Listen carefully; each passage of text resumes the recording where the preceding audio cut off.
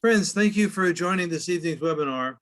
I'm Joseph Gerson, a member of the Massachusetts Peace Action Board and president of the Campaign for Peace, Disarmament, and Common Security, and with Michael Clare, the co-founder of the Committee for a Sane U.S.-China Policy. As we saw with the marking of the 50th anniversary of Dan Ellsberg's release of the Pentagon's secret history of the U.S.-Vietnam War decision-making, the Pentagon, what we know as the Pentagon Papers, Dan has become an American icon. His courageous action to end a murderous war will reverberate across U.S. history. As Larry Wilkerson said last night, when we finally lose Dan, there'll be a warp in the fabric of time. Dan risked a 115-year prison sentence in the hope of ending a near genocidal war, fought from the beginning on the basis of lies. And Nixon's effort to imprison Dan for the rest of his life was among the articles for Nixon's impeachment. I've been privileged to know and to work with Dan over many years, and I'm intellectually indebted to him. I've also been struck not only by his moral compass and courage, but by his brilliance, a glimpse of which we'll be getting this evening. Dan's path to opposition to the Indochina War and his decades as a leading peace activist differ from that of most of us and is detailed in his book, Secrets. Simply to say that he began working as a strategic analyst at the RAND Corporation, which is deeply tied to the Air Force, back in 1958. There he focused on nuclear strategy and the command and control of nuclear weapons. And he went on to play major roles in developing US nuclear warfighting doctrines during the Kennedy, Johnson, and to a lesser degree, Nixon administrations. In 1964, Dan worked at the Pentagon as special assistant to the Assistant Secretary of Defense for International Security Affairs. He went to Vietnam for the notorious General Edward Lansdale as a State Department official. And there he came to understand that instead of fighting for democracy, US military forces were the redcoats in a neo-colonial war. After Vietnam, Dan returned to RAND. In 1967, he co-authored the top secret study about Vietnam War decision-making ordered by Secretary of Defense McNamara. Dan's release of that study, the Pentagon Papers, set off a political earthquake that certainly contributed to ending the war that claimed as many as 3 million Vietnamese and 58,000 American lives. In recent years, we've learned that the Pentagon Papers were not the only secret documents that Dan copied with the intent of sharing them when they would have the greatest impact. These included files described in Dan's book, The Doomsday Machine, about US nuclear war planning, and most recently, the RAND study on US planning and preparations to attack China with nuclear weapons during the 1958 Taiwan crisis. That was but one, but maybe the most serious of the many times during international crises and wars since the Nagasaki A-bombing that the US made such first strike preparations and threats. Now with the Biden administration building on Trump's dangerous ratcheting of tensions over Taiwan, including plans for a permanent naval squadron in waters near Taiwan, and as the Biden administration and the Pentagon are beginning to consider the possibility of eliminating US first strike nuclear warfighting doctrine, Dan has gone public with the Taiwan Papers in the hope of impacting the debates over US, China, and nuclear weapons policies. In doing so, Dan has again taken a very courageous action, this time for human survival, as his release of the Taiwan paper makes him vulnerable to possible prosecution under the Espionage Act.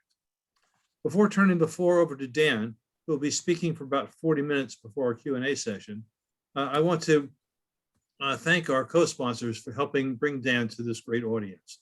They include the Massachusetts Peace Action, Campaign for Peace, Disarmament, and Common Security, the Committee for a Sane U.S.-China Policy, Chicago Area Peace Action, Maryland Peace Action, New Hampshire Peace Action, Peace Action Maine, Western New York Peace Center, Long Island Alliance for Peaceful Alternatives, Physicians for Social Responsibility, Greater Boston Physicians for Social Responsibility, and PeaceWorks Kansas City. You'll find their web pages in the chat box. Finally, we're looking forward to a rich question and answer session.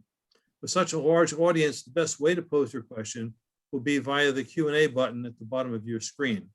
With Brian Garvey's help, we'll then be able to call on you. You can also raise your hand using the function at the bottom of your screen, and we'll hope to see you there. Dan, the floor is yours. Thank you so much for joining us. Thank you for that introduction. Joe, you know, when you mentioned intellectual influence on you, I thought immediately, of course, of your intellectual influence on me, your terrific book, Empire and the Bomb. And that has a history that's related to tonight's talk, because as you know, in 1981, I wrote a paper called Call to Mutiny, in which I listed about a dozen instances in which the United States had used its nuclear weapons since Hiroshima. Use them the way we use a gun, or someone uses a gun, when he points it at someone's head in a confrontation. Whether or not he pulls the trigger, he's using the gun. I say he. This is pretty gendered, actually, like violence in general, gun stick-ups. And the fact is that that's a major reason for having a gun, so that you can compel the behavior of other people without having to pull that trigger. Well, we've used the nuclear weapon, as I said, I learned in 81, about a dozen times. And some of those were fairly recent to me, actually. I really started looking into the question of how often that had been done, well, only when I learned in 1974, after my trial had ended in 73, that Nixon had in fact threatened nuclear weapons in Vietnam. I learned that from Iqbal Ahmad, who wrote a piece. Let's see, was it, I think, no, Roger Morris, actually. And later I talked to Iqbal Ahmad, who wrote it, who revealed in the Washington Monthly in late 74, just as Nixon was leaving office, that he, Roger Morris, as an aide to Kissinger, had actually, as he told me later in more detail, had actually seen target folders for pilots to launch nuclear weapons at targets just a few miles, a mile and a half actually, south of the border with China, a transshipment point for supplies from China, which would send a pretty good signal. It would kill almost no civilians in the jungle. There would be a small, high altitude tactical nuclear weapon, relatively small yield, perhaps as small as Hiroshima, which in those days and still counts as a tactical weapon now, compared to the bombs, many of which came to be 1,000 times more powerful thermonuclear weapons, which came in the late 50s. First test in 54, which was 1,000 times the yield of the Nagasaki, actually of the Hiroshima weapon. It was 15 megatons, the equivalent of 15 million tons of TNT, whereas Hiroshima was only 15,000 tons, 15 kilotons.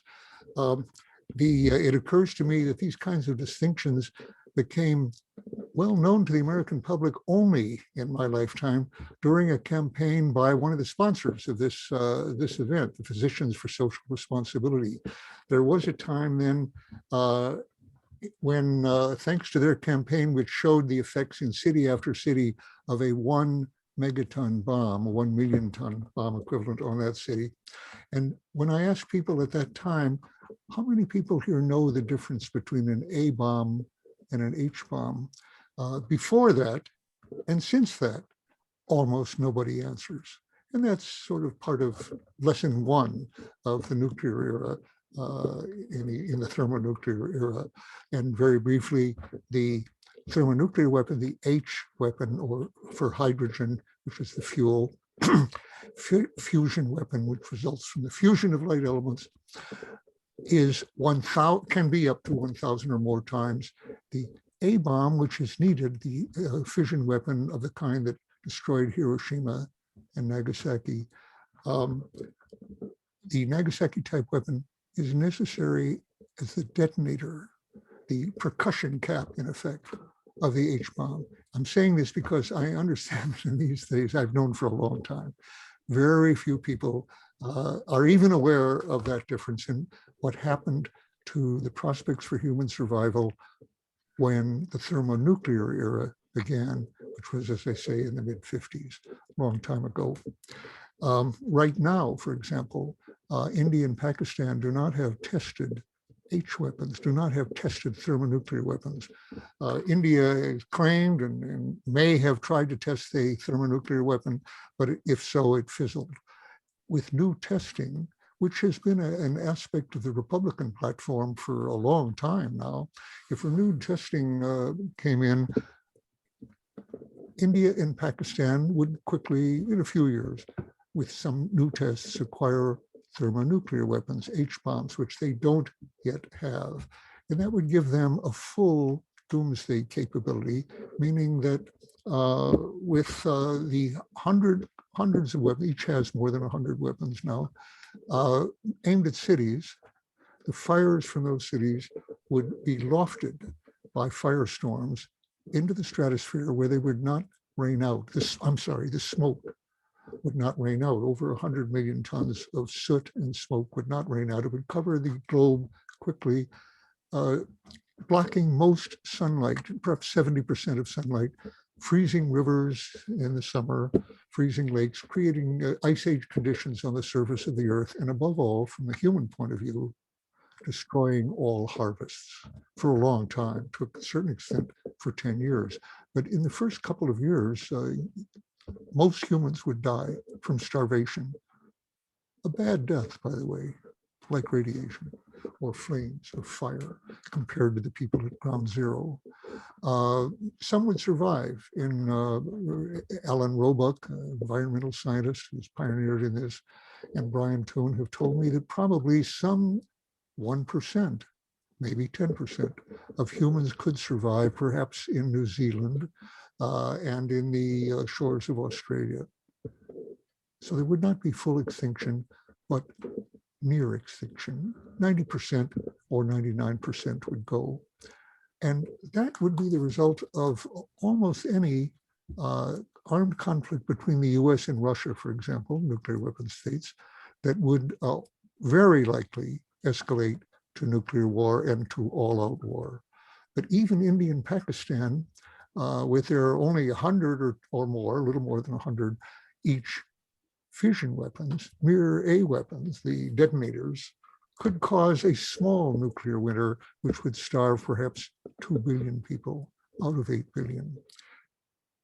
Obviously, they have no right to possess such a capability or to threaten it as they do.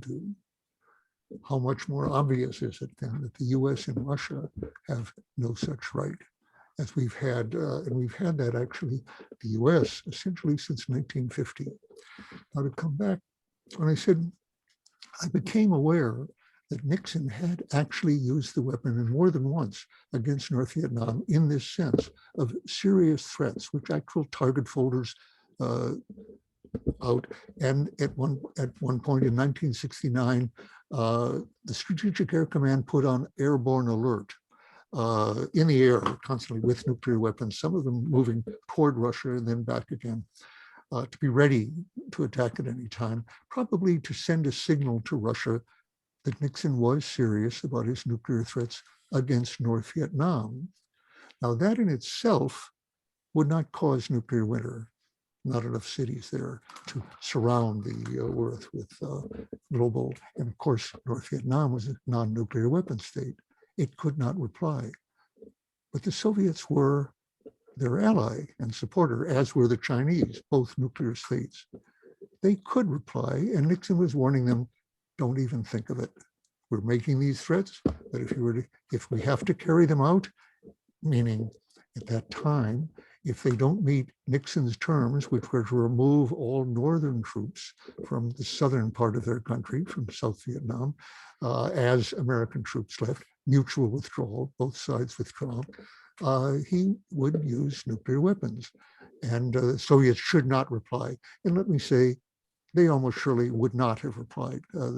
They knew that to do so by that time would, let's see, now 1969, they didn't know about nuclear winter. They didn't know the southern hemisphere would also be starved to death, but they did know that the northern hemisphere would essentially be destroyed in civilization. So they were very unlikely to come back. In other words, not every nuclear war has to destroy life on Earth. Remember the Reagan-Gorbachev mantra, which was just repeated again by Putin and Biden, to people's relief, it didn't give me as much reassurance as it did some others. Because when Reagan and Gorbachev said that, a nuclear war cannot be won and must not be fought, there were some aspects of the context there that most people didn't pick up. First of all, they were talking about a US-Russian war, or to a considerable degree, a US-Chinese war. A nuclear war can be fought and won. We did that in 1945 against a non-nuclear power. Okay, well, that was then, right? Well, actually, a nuclear war that we've threatened, or Bush has threatened and others have, or Trump, against Iran would probably not blow the world up. It would kill millions, perhaps tens of millions of people, but it's not Russian. It would be genocidal, even multi-genocidal, but not near extinction. And the US has been preparing for just such a limited war for quite a while now. Trump actually, against a good deal of resistance in Congress earlier, deployed on Trident submarines low-yield nuclear weapons, and some of them are deployed in the area of Korea and Japan on Trident submarines. By the way, since I've said this much of primary nuclear age physics, not a physics person, but I've learned that this much. Probably what those low-yield weapons are, they're nothing other but H-bombs that have had the hydrogen fuel deactivated or disconnected or removed. In other words, we're talking about using just the primary, the detonator, which will give us only a 13, 15 kiloton explosion. And I understand they have some warheads that go down much below that, say 3 kilotons, 3,000 tons of TNT. Remembering that the World War II blockbuster, which destroyed with a single bomb a block of buildings, was about 10 to 15 and at the most 20 tons. So as I say, we're talking even in these low yield weapons about things 1,000 times more powerful than that.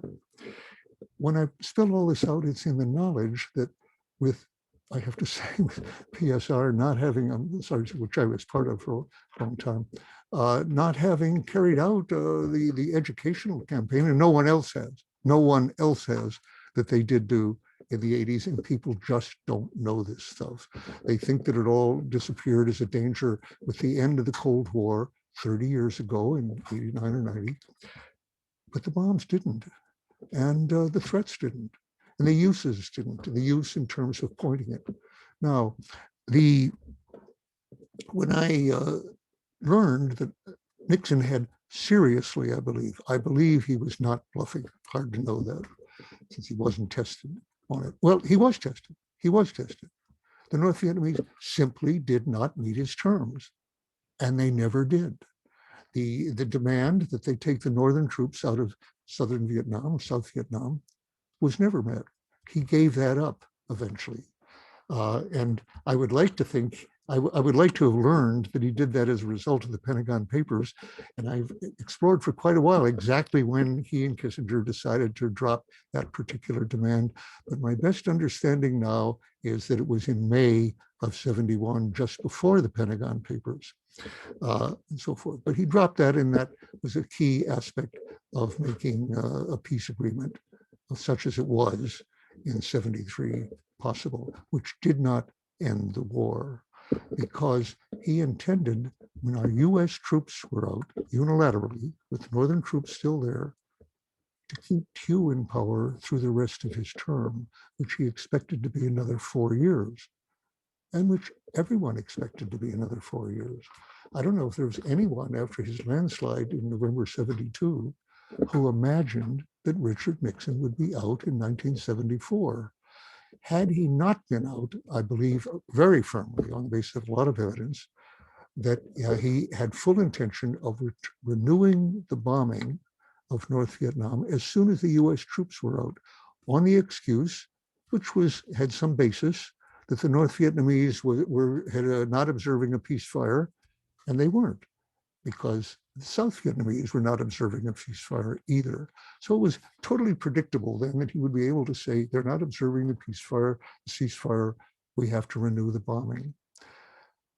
Actually, he was stopped by that essentially by Watergate. I won't go into all that, but I believe, in other words, that he was very close to achieving his objective, which was, I now understand, and I believe not so many people do understand it in the way that I do, if I'm right, that his intention, his hope, was to achieve not an end to the war, but a permanent low-cost stalemate. Low cost in the sense of very low, almost zero American casualties and prisoners. Not low cost to the Vietnamese, because the bombing would continue in support of the army we paid, their ARVN, the Army, the Republic of Vietnam, and which he'd built up a great deal. Now, it took me a long time to realize that that was actually, had he achieved it, and essentially he did. I think he would have achieved it. And that's my opinion. Not everybody shares that. That after the offensive of '72, in which we showed that American air power could halt the advance of North Vietnamese regular troops, he realized he could hold Thieu in power through another 4 years with just American air power in support of ARVN, in support of the Vietnamese troops, essentially puppet troops or anti-nationalist troops, as I now see them. Okay, he announced in 1969 what he called the Nixon Doctrine, which he said from now on, this is 69 now, and he had campaigned on ending the war with honor. But the Nixon Doctrine then was, we will supply the air power, and the other powers, and specifically he was looking at Asia, but other powers will supply the ground troops, and our air power will be. Now, what can you achieve with that? Not necessarily easy to win a war with that, but you can keep hold of capitals like Kabul, and we have done that for 20 years.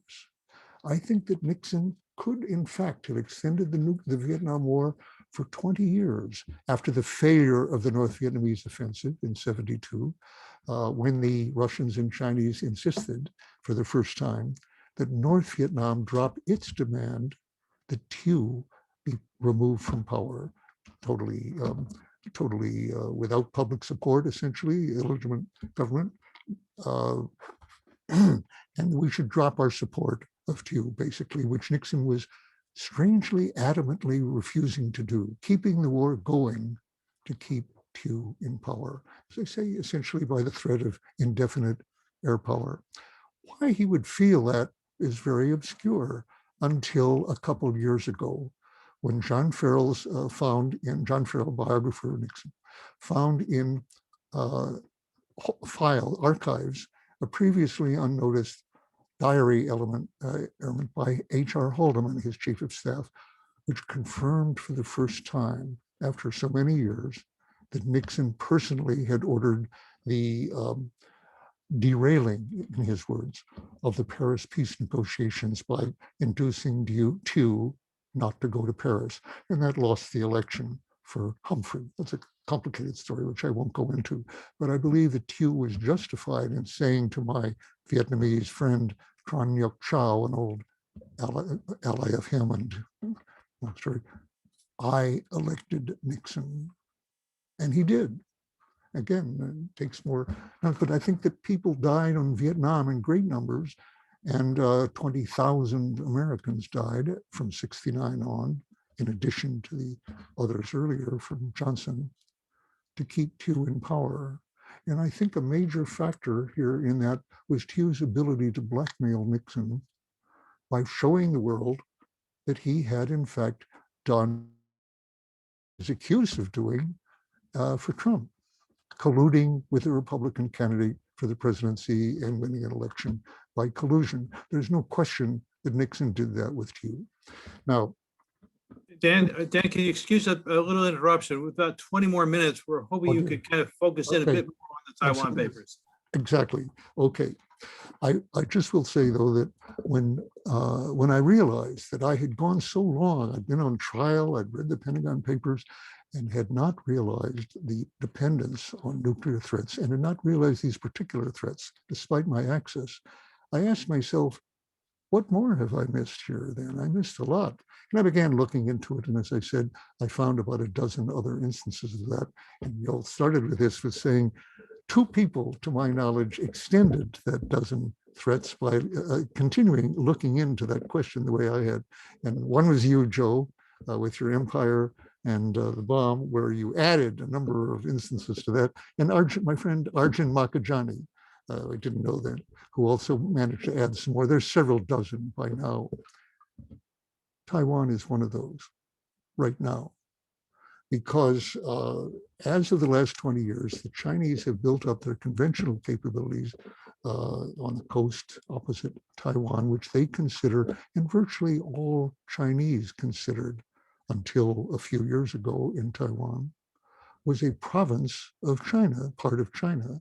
In fact, the Taiwan government calls itself now the Republic of China, and the proportion of ethnic Chinese, Han Chinese in Taiwan, is higher than that of China itself. It's 97%. In China, I just read 92%. So we have Chinese here who have until recently all agreed that Taiwan was part of China. The effect of that is then that the Chinese people on the mainland can be expected to support Xi, current ruler, in his commitment, which he's asserted just like all of his predecessors, to invade Taiwan if it declares independence. The position, I'm not saying the politics are the same, but the position is that of Lincoln.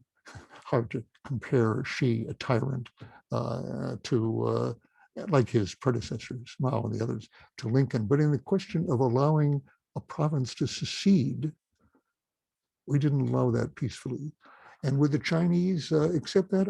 From what I've been learning in the last month, just with this crisis looming, I think the Chinese people on the mainland would be willing to fight and die and kill to prevent Taiwan declaring itself independent. We agreed not to recognize the independence of Taiwan in 1979, 40 years ago, over 40 years ago. And we pretty much kept to that until fairly recently. And then to some degree under Obama, more under Trump, and now most under Biden, the US is moving away from the one China policy that they agreed to recognize. We don't recognize Taiwan as an independent state.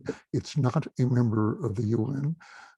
It does have almost entirely autonomy from the mainland. And that's, of course, a great benefit compared now. It's a democracy, not living under a tyranny as on mainland China. And one can very well understand the stakes for Taiwan, that they do not want to be under that total control. And they aren't now. But the next question is, how about declaring formal independence? 15 states do recognize Taiwan as a sovereign state.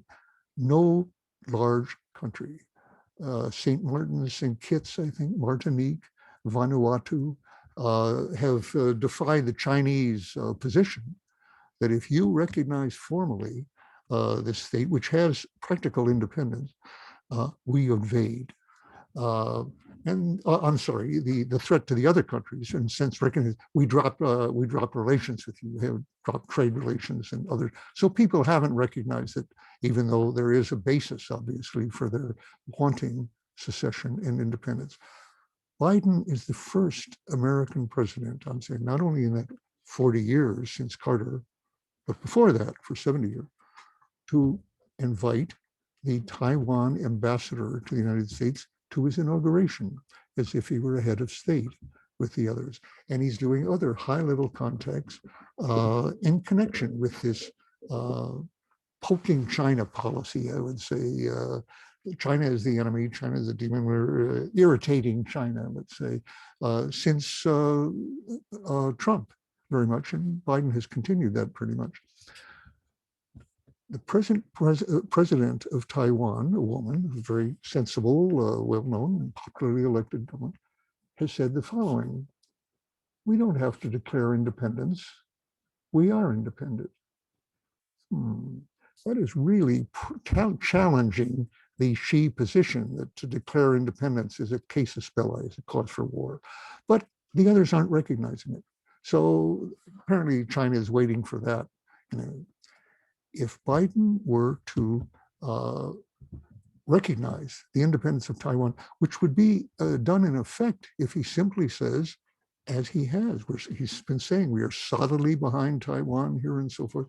If that is asserted to mean we are committed to the military defense of Taiwan, which would not be the most unjust cause, actually, that we've ever done, but it would put us in almost immediate, imminent conflict with another nuclear state, China. Now the question then is, supposing we can't prevail in a conventional conflict.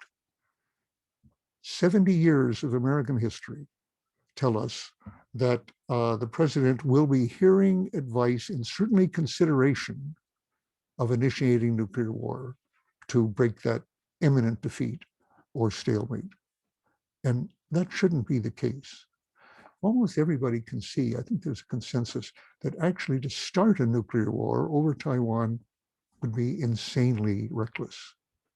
But how about threatening it? That's what we've been doing for 70 years to protect Berlin, for example. And it worked on West Berlin, except at the cost of, to make that threat credible against Russia, a nuclear state after 49, we built a doomsday machine, supposedly with the ability to disarm Russia, so we could carry out our first use threats without our being destroyed. Now, that's actually impossible. It's not impossible against a non-nuclear state, Iran, North Korea, and so forth.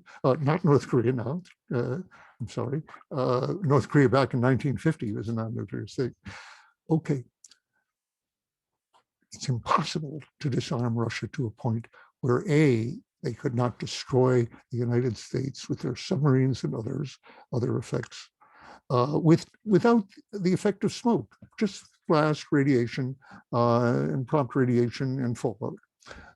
You can't disarm them, but it's very profitable to try to build up a capability that pretends to be able to destroy them with our fast-acting ICBMs, our very accurate ICBMs and Trident warheads, which we constantly making more able to destroy quickly a Soviet missile, ICBM, in the ground, destroy it. So they can't fire at us if you strike first. That doesn't work against the submarines.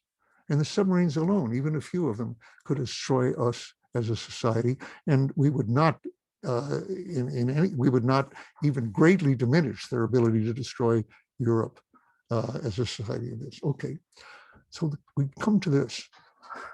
To actually carry out the initiation of nuclear war, I think, could be seen as insane as it is. It would be widely seen.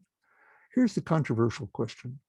How about threatening it the way we've been doing? That doesn't make it certain. It might work. It has worked in the past at various times, except the cost of that is maintaining ICBMs, new ones now under Obama and now under Trump, maintaining what I call a doomsday machine on both sides, on high alert, launch on warning, depending on the possibility of warning, which might well be false, as it has been in the past.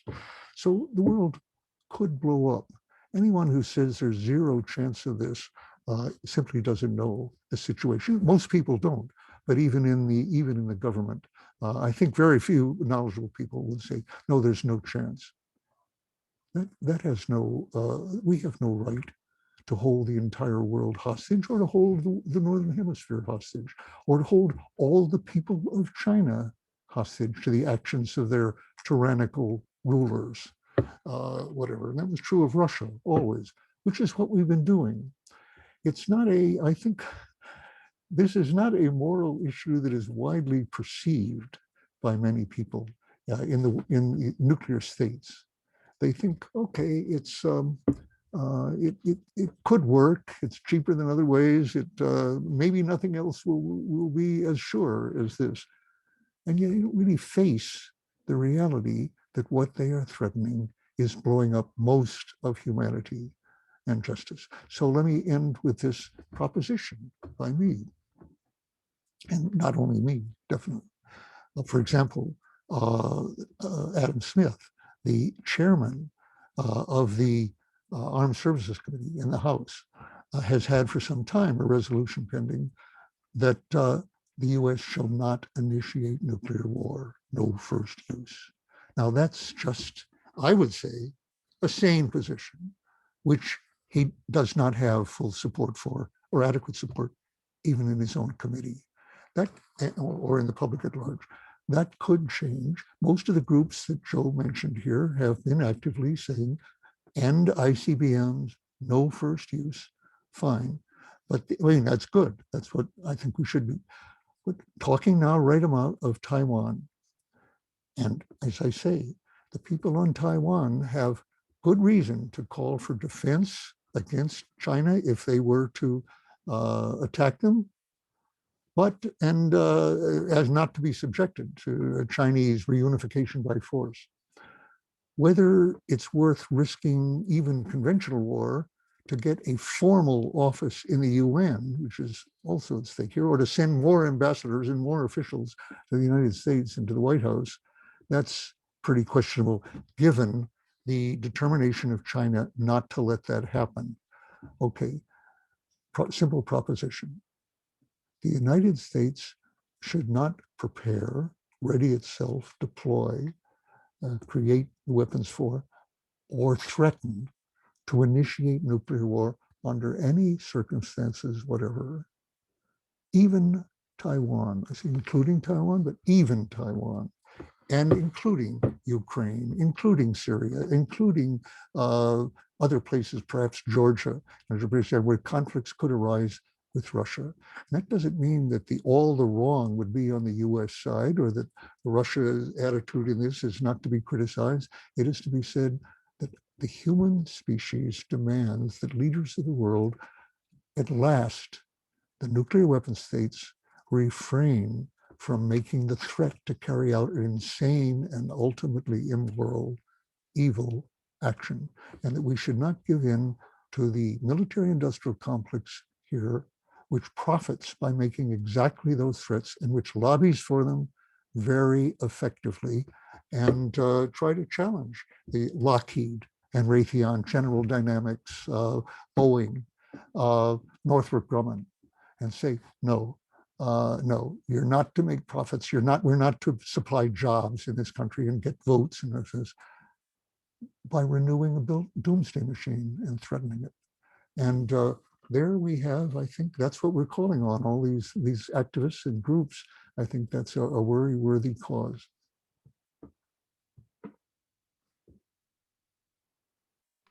Yeah, thank you very much for that overview and kind of bringing us through that history and the urgent need to move to no first use and avoid a nuclear war.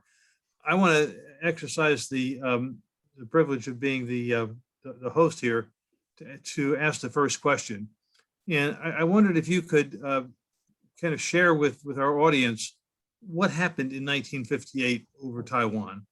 And to come back and make and draw the connections to what we face at the moment. Thanks, Joe. I'm laughing because, of course, I know you had that in mind from the beginning here. We sort of understood that I would get into that, and I got carried away on the context of that. But very specifically, facing the precise crisis. Not everyone recognizes it a crisis yet, I would say, over Taiwan that we have faced in the past, actually, more than once.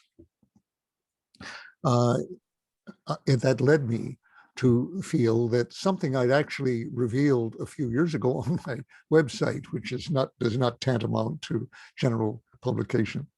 I'm not aware that anybody noticed it, but a top secret history of our decision-making in the Taiwan Straits crisis of 1958. That was a study done by Project Rand, by Rand Corporation, my old corporation, by Morton Halpern at a time when actually in 1966, when he published that study at Rand as a top secret study.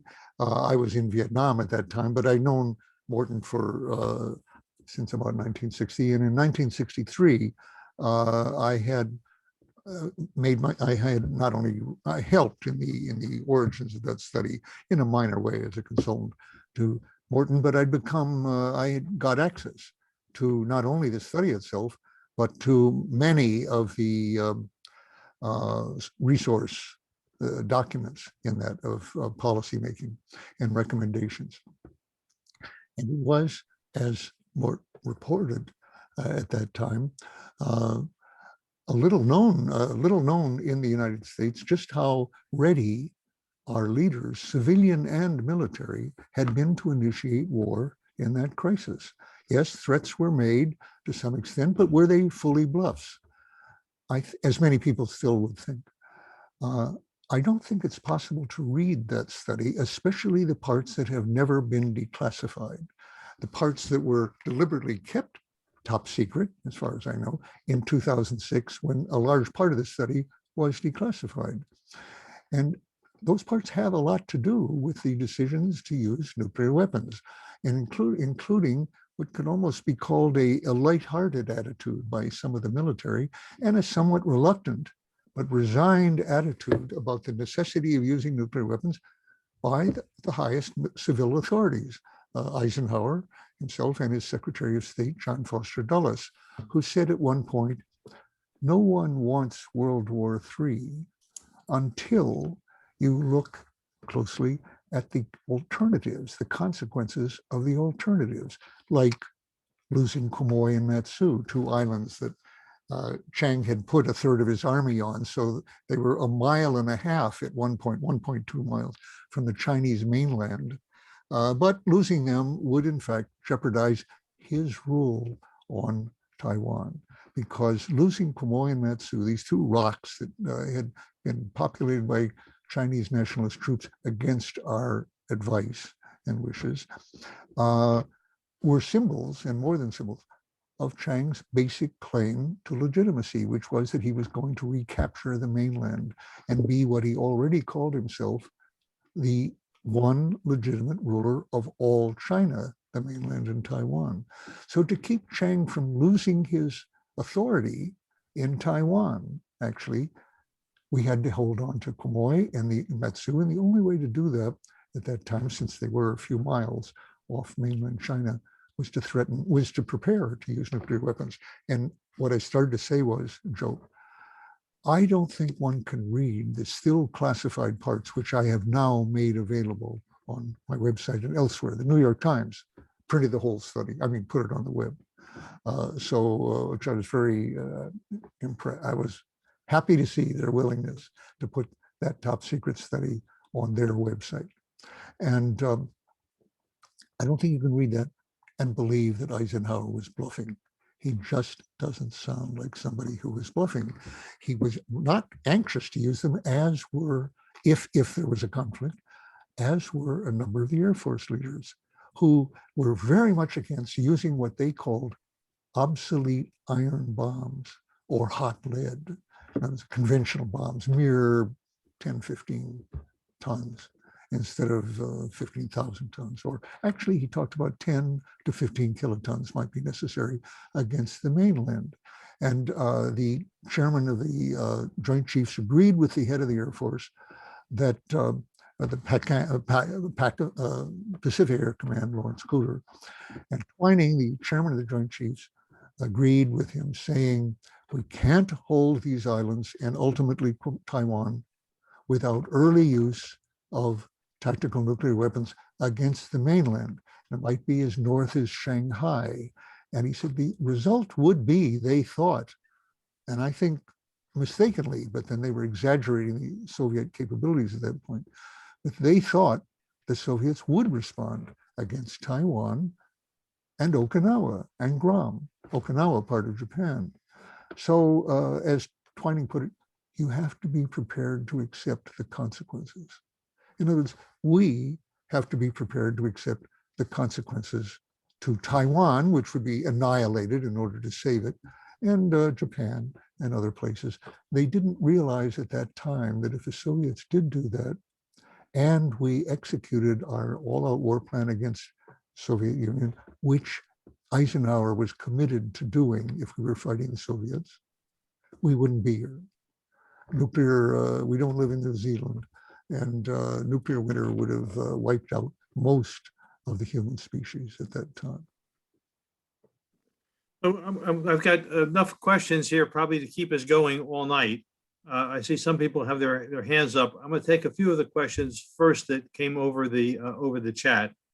And I want to start with David Keppel's question. What was the significance of the Nixon-Kennedy debate over Quemoy and Matsu? Did you say Nixon Kennedy debate?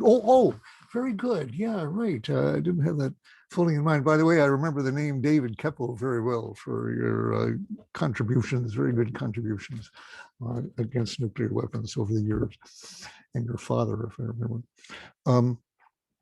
Yes, that did actually come up in not just once, but in 3 of the 4 debates between Nixon and Kennedy in 1960.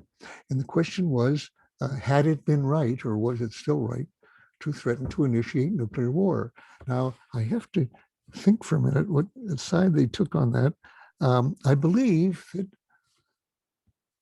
geez, I'm not certain. I mean, just this, my 90-year-old brain is failing me at this moment. Remember, another part of those debates were whether we should support emigre invasion of Cuba to retake Cuba. Now, covert planning for that was going on at that time. As Nixon knew, he was, some say, more or less in charge of it. The White House action man, somebody called him on that. But as he said, he had to say, no, that would be illegal against international law. It would be aggression. We can't do that. And as he said in his memoir, I knew I had the weaker side of the debate because the American people don't care about international law. They just care about success. Kennedy took the side, yes, we should. It became the Bay of Pigs. Nixon always believed that Kennedy knew that the secret planning was going on and was deliberately trying to mousetrap him on this one. But anyway, Nixon felt that since it was a covert operation, which means plausibly deniable, that we hide what we're doing and who's in charge of it, he had no choice but to be on the side of international law. And he knew that was a weaker position in that point. Well, the same on Quemoy. I do remember, and Joe, you can probably correct me on this, I've known it during this month when I was looking back at the thing, but I now forget. The one who was more in favor of international law here and not going to nuclear war over Quemoy was understood to have the weaker side of that debate. David might be the person we need to look to for that. Give me another week and I might think of which one. And that's a quote some will recognize from the period of the Nixon-Kennedy debates, because Eisenhower was asked in a press conference, what role did Richard Nixon, who's then running for president, play, and what decision did he influence in foreign policy and take a part of? And Eisenhower's famous answer was, if you give me a week, I might think of one. Now, that itself, which Nixon hated, needless to say, was disingenuous, because as a matter of fact, Nixon had been in favor of using nuclear weapons over Dien Bien Phu, as was Eisenhower back in Indochina in 1954. And he was very much in favor of the covert operation, and so he might almost in charge of it. But Eisenhower chose to, since those were essentially covert operations, Eisenhower naturally lied, as the president, to keep the secrecy. But anyway, can you tell me, Joe, which side they went on? I'm not sure how it came out. We're gonna have to look that one up. I'll come back. No, it had to be Nixon. It had to be that Nixon was in favor of the threats of nuclear weapons. That's right. Nixon had to be in favor because it happened in 1958. And it had happened earlier in 1954, 55, when he was vice president. So I now have figured it out. Of course, Nixon was in favor of that, whether it was reckless and disastrous or not. It was part of the administration. And Kennedy was against it. And it's now coming back to me, on that position, Kennedy was recognized as having the weaker position. So let me ask one other question here before turning to a few people who have their hands up. This question from Michael Keller. If China did invade Taiwan, the takeover would be a fait accompli very quickly. The United States would face the decision about whether to go to war with a nuclear armed foe halfway around the world. Question, what do you think the United States would do in such a scenario? Okay, I am not an expert on this situation. I've spent the last month since May 22nd. No, that's when my revelations came out.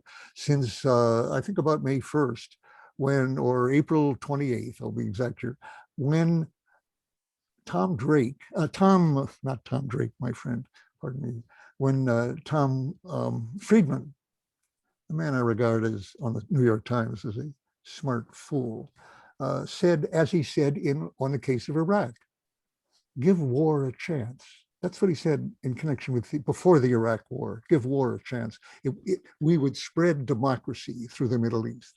So he's back now saying that we may have to go to war with China over Taiwan because Taiwan, as he spelled out, has the best, most advanced semiconductor chips in the world. And we can't let those go under the control of China.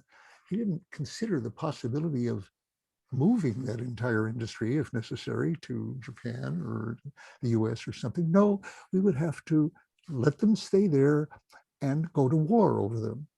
Question, would they survive that war? Not if it went to nuclear war, they'd all be wiped out. How about a conventional war? What happens to the semiconductor industry if we conduct defense of the island conventionally? Okay, the questioner, and now I'm speaking now just as somebody who's been reading as much as I can on this subject in the last month. That's all I can say. Having been made very nervous and focused by Tom's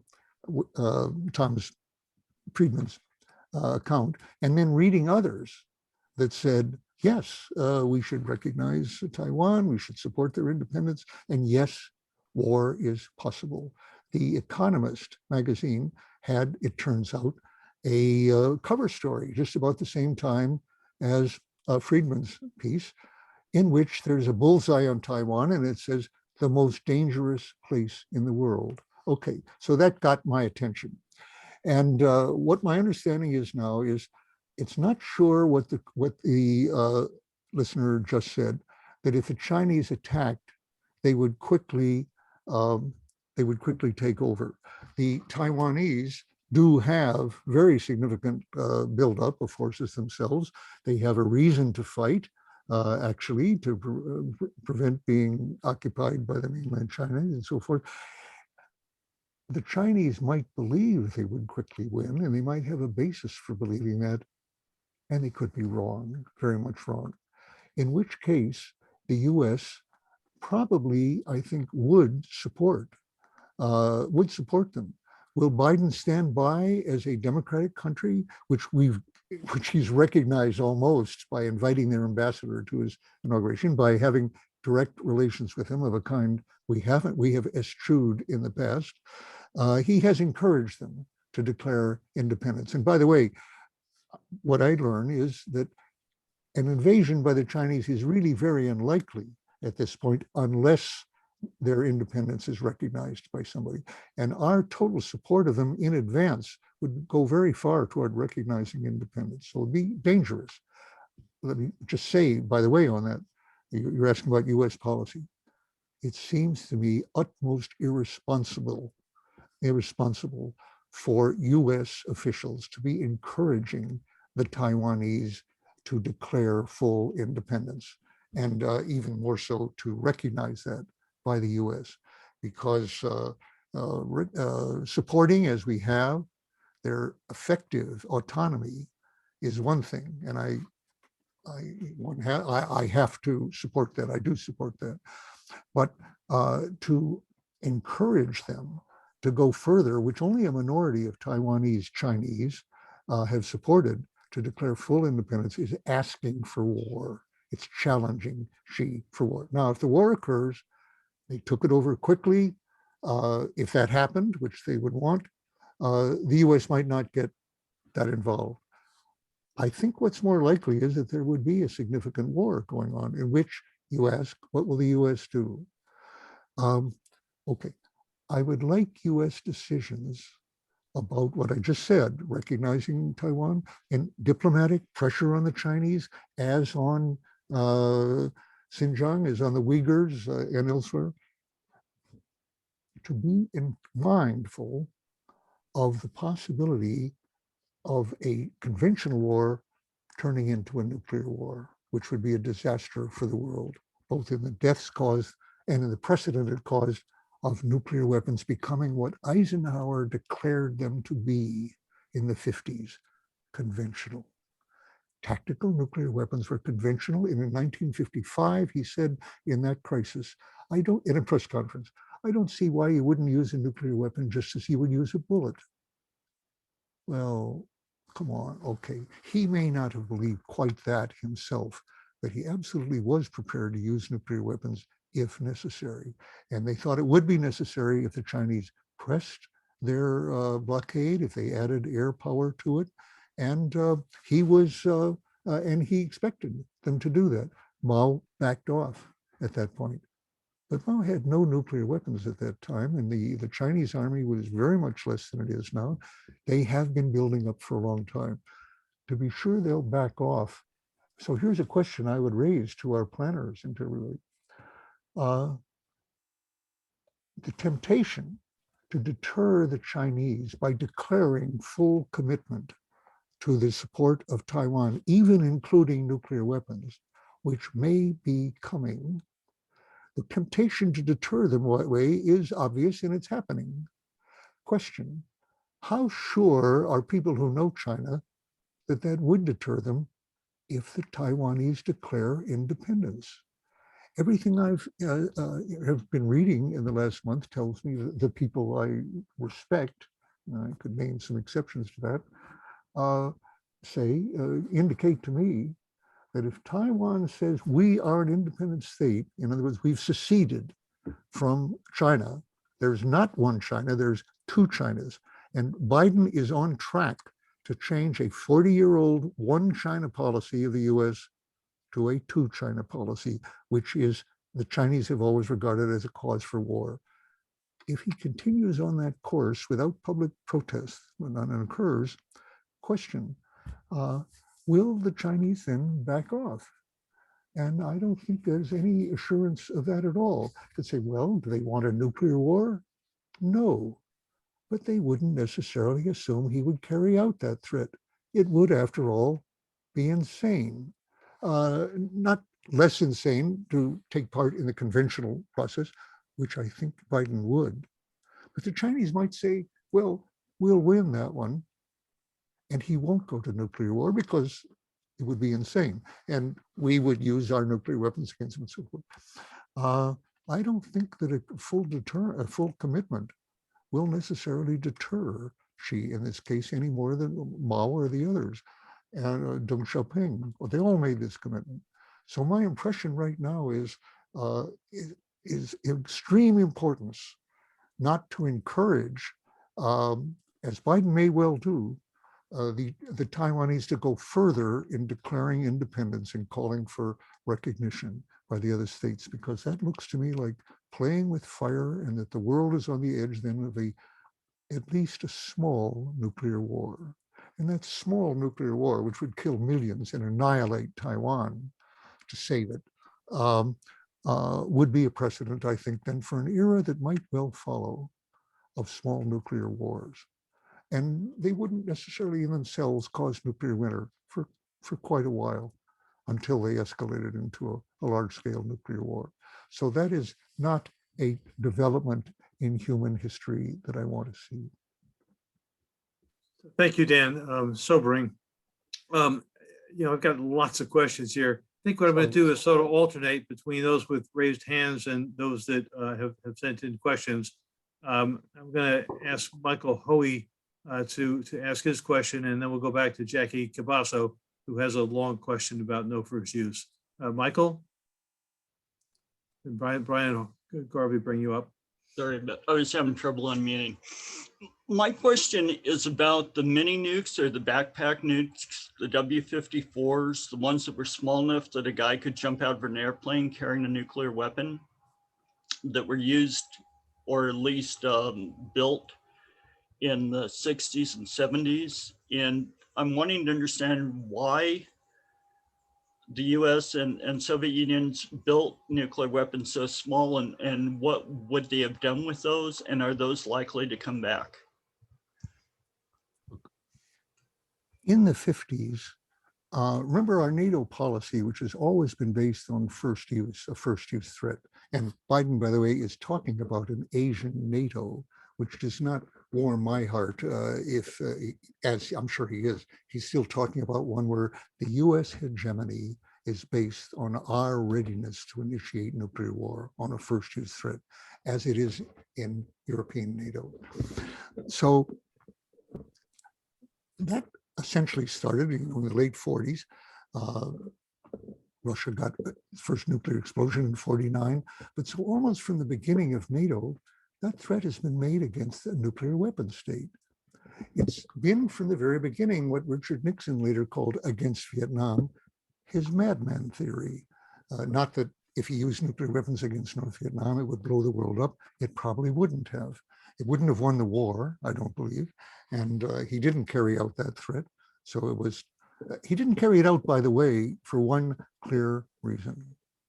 There were 2 million people on the streets on a weekday of October 15th, 1969. It was in effect a general strike.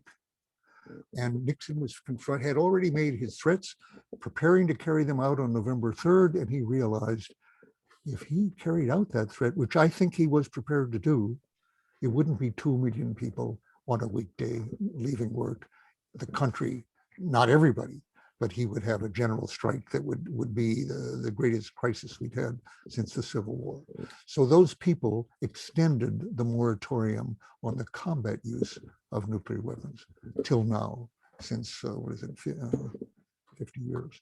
So those little weapons, to come back to your question then, they actually were thinking crazily of limiting a war, a limited nuclear war with atomic demolition munitions, corresponding to the little ones you described, to slow the Soviet advance, as though that wouldn't lead to full-scale retaliation by the Soviets. Well, it might not, but the chance of that was very low. And these people were gambling. I'm talking about Eisenhower now, and they were gambling, and extended into the 60s. Basically, our planning depended on that we would, if necessary, against the Soviet assault, and it was assumed it would quickly be necessary to initiate nuclear war against them, either tactical under Kennedy, or as Eisenhower planned, an immediate full-scale attack. Now, Kennedy did not plan the latter. He did expect to use if necessary. And my belief, based on some evidence, is that Kennedy was bluffing, but and was not intending to do that. But we can't, I believe rather strongly that was in his mind. What he actually would have done in a crisis, even he couldn't predict exactly. And could nuclear war have resulted with Kennedy in office, say in the Cuban Missile Crisis or Berlin? Yes, I think it could have, even if he intended initially not to do that. So these backpack things and these small demolitions, and by the way, one high-level Soviet at the time of the transition from the Soviet regime to the Russian testified in various places that he knew that a number of backpack, very small Russian Soviet demolitions had disappeared. And that's never really been pinned down, whether there was anything to that or not. But the idea was exactly that if you limit yourself to these small tactical weapons, maybe it'll stay small and you'll achieve at least a stalemate, or you avoid defeat, might even win with that. Well, an assistant secretary under Trump, a deputy assistant secretary named Elbridge Colby, wrote an article in Foreign Affairs, I think in 2018, I've forgotten exactly. And I remember the arresting statement in that, if we use tactical nuclear weapons, which he was in favor of if necessary, against China, they might not respond. And that's true. They might not. And there's an overwhelming chance that they would. And are American leaders willing to gamble on that possibility? Or for that matter, Chinese leaders willing to gamble? And I would say, yes, history indicates not all of them, but some of them, influential, are willing to gamble. And I think that what we need to do as as a species in all countries of the world is to say, this is wrong. We do not accept being hostages to the decision and the gambling character and the concerns of not losing office of a handful of officials in nuclear weapon states who actually, if you know the history, have made insane, crazy decisions in the past of various kinds. I haven't even, exhausted the range of those at all. Actually, the prolongation of the war in Vietnam, the invasion of Iraq, were, if you don't want to say insane, almost inconceivably reckless decisions. They were not based on a reckless, in the case of Vietnam, they were not based on a reckless belief or stupid belief that they would quickly win. In Iraq, they were based on a stupid illusional belief shared by Tom Friedman and others that we would not only quickly win, but that it would be no problem. We could then move on to other states. There was no occupation problem. Okay, that's almost unbelievably delusional, but it does occur at these high secret levels with nobody challenging them, either because the president agrees with this and you don't want to contradict the president, or because every human is capable of being stupid and having crazy beliefs, especially when their job depends on it.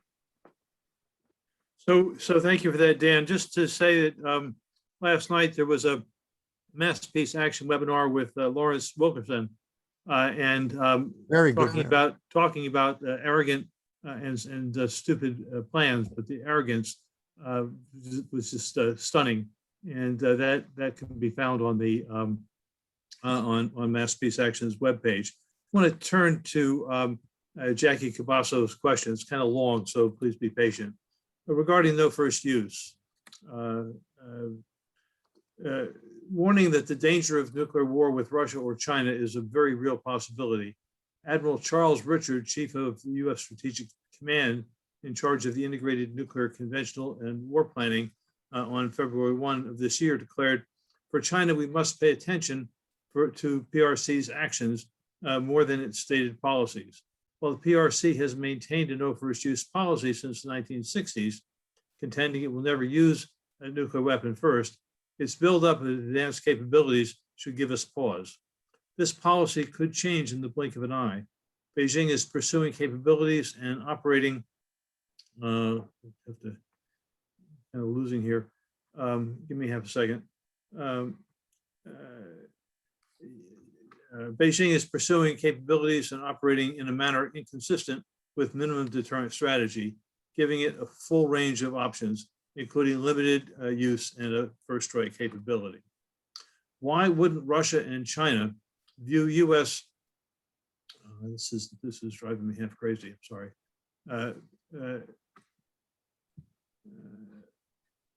Why wouldn't Russia and China view U.S. no first use policy in the same way? It is unlikely that a declaratory policy without significant and verifiable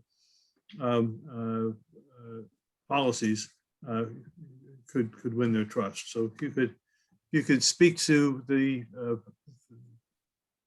debate around no first use and whether the adoption of a no first use doctrine would be meaningful. Let me say, first of all, I don't think trust is a key word in these relations between international states, especially in an epoch like ours, and not for the first time, when actually, especially in the US, but also in Putin's Russia to some extent since in the last 20 years or so, has been to point to the demonic nature of the adversary. And now on that point, Putin certainly has proposed negotiation far more than the US has. But to come back to China, Joe, PSR, by the way, I know that that question is by my friend and long associate, Jackie Cabasso, who often got arrested with it at Livermore, and one of the very best analysts of the nuclear era and what's going on at the weapons labs. So on the question of China, again, so on this point, I say I'm certainly not a China expert, but I have some long-term acquaintance with nuclear issues. And I was going to say that the precursor, the predecessor to peace action, and earlier SANE and a combination of SANE and the freeze and so forth before PSR. SANE was a very interesting movement. Ben Spock was a leading part of it, I believe. But anyway, I often wondered at the time, it was for a sane nuclear policy. I often wondered, what is their opinion of what a sane nuclear policy would be? What would be? Now, that's not too easy to define, but actually, the Chinese policy from 64 on has been less insane, measurably less insane than the US or Russia, either of those. And you could even say more than India and Pakistan now. They have always maintained a minimum deterrence policy or sole use, where their only use of their weapons was to have the capability to threaten retaliation to nuclear attack. Now, retaliation to a nuclear attack is still nuclear retaliation. It still will kill enormous numbers of innocent people. It's still a threat of what can be said to be a threat of an evil action, responding to a nuclear attack. But I think many people in the world can see that as a lesser evil, temporarily at least, to deter nuclear attack. The Chinese were long before they got it, threatened both by two nuclear powers, the US and Russia, the Soviet Union. And I'll just say on this part, as somebody who did know a lot about the Vietnam War, I think that if China had had no nuclear weapons from 64 on, we would have attacked China. And they would have used nuclear weapons against China, which was definitely contemplated, but we shied away from it, especially Johnson. I think considerably because the Chinese had nuclear weapons to respond with. So in any case, that's their policy. They have never sought the ability to disarm the US or the Soviet Union, their adversaries at various times, as the US and Russia have each other. As I said, that ability is unattainable, but it's very profitable, and it backs up first use threats to some effect. We used to say in the Pentagon, well, they're not doing what we do because they can't afford it. But really, for a long time, they have been able to afford it. And they have wisely not sought this disarming, preemptive, first strike capability, which the US and the Soviets, now Russia, definitely do provoke. So I would say that a major step in either Russia and China or the US together would be to have a nuclear policy and posture like China's. Does that seem impossible? China is obviously now a great power. We're not talking about, some minor, we're not talking about North Korea on this point, which also, by the way, has a deterrent motive. North Korea has the smallest number of weapons in the world. Some say 40. They may have none operational, we don't really know, but they've tested and they have enough material for some 40 to 60 weapons. That's not enough for nuclear winter, clearly. They're the only one of 9 nuclear states who clearly don't have that capability. But China, probably with its 200 to 300 weapons, could cause nuclear winter, but still it's 1/10 or less of what the US and Russia have. So coming down to China's level would be a big move forward for the world. They are building up somewhat, as we point out, as I should say Biden and Trump earlier. Yes, they are building up. Some people say they could have double. I'm laughing here because, as I laughed earlier when you quoted Admiral Charles Richard, when I hear idiocy pronounced, it somehow triggers. It's almost like a tick in me that confuses people. Sometimes I laugh at the fact that humanity is at the risk of such insanity. Specifically, Charles Richards said not only what Jackie quoted, but he also said, we must be ready to fight China or Russia or both. We must be ready to extinguish humanity. Does he really think that you can have war with either of those, let alone both, without very greatly threatening the survival of civilization? Does he know that or not? He might know it very well and simply blowing smoke like a lot of his predecessors, or he might not know it. He might not have thought about it. That's even more worrisome, I suppose. I quoted, I mentioned Eldridge Culver, who said they might not respond and so forth. Okay, the Chinese, that's what I was laughing at just now. The Chinese are building up. The estimates are they might double their force from 200 to 400, or from 300 to 600. They might even triple it. They would still be at less than 10% of either the US or Russia, let alone. So talking about their offensive buildup is just absurd. Of course, they are not trying to imitate a US disarming preemptive capability, which is so profitable to Lockheed and Boeing. I don't know where they are on their military industrial complex, which is undoubtedly large, but it clearly does not have the influence on policy, or at least it doesn't express it in the same way. So when I mention Russia and the others, it's not as though we're the only ones causing a problem here. Russia too. Why, by the way, are the Chinese building up and the Russians? When you look at exactly what they're doing, they are not building a disarming capability against us or adding to it. In the case of the Russia, which is internal, they are clearly responding to our anti-ballistic missile program. The Chinese in particular are concerned that our conventional anti-cruise missiles and others have a chance of destroying at least their land-based missiles. So they're going toward more underground missiles, more submarines, and so forth. Actually, those Putin's weapons, of which he boasted so much a couple of years ago, which were so ominous sounding, and the ominous are ominous in their way, are clearly addressed in each case to our anti-ballistic missile capability. You know, missiles that can go around the world and thus bypass our anti-ballistic missiles, submarines, which may have a drone torpedoes, basically drone submarines, which Russian papers have said might have a 200 megaton warhead and are indetectable. They could lie off our shore indefinitely and create a tsunami of perhaps 1,000 feet high of radioactive material, which our anti-ballistic missiles have no capability against. So it's the perfect deterrent. Should a 200 megaton weapon capable of being drone underground for indefinitely, like a landmine in Vietnam or elsewhere that they're still cleaning up, should that exist? No. And do they absolutely need it? Given what they do have? Not really.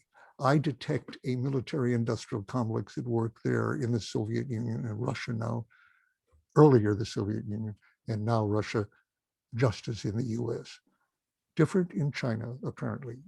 And India and Pakistan are both building up weapons far beyond what they could imaginably justify.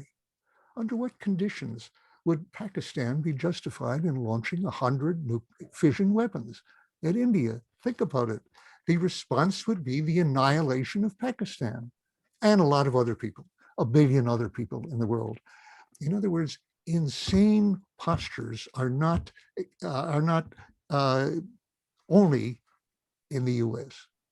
And the question is whether with past campaigns like Physicians for Social Responsibility and others can awaken enough people in the world. ICANN, of course, is doing that to a large extent. The Treaty for the Prevention of Nuclear Weapons, isn't that? They're all doing that. If that education could reach the point where people on Adam Smith's committee would hear from their constituents, your position is crazy. support Adam Smith on this.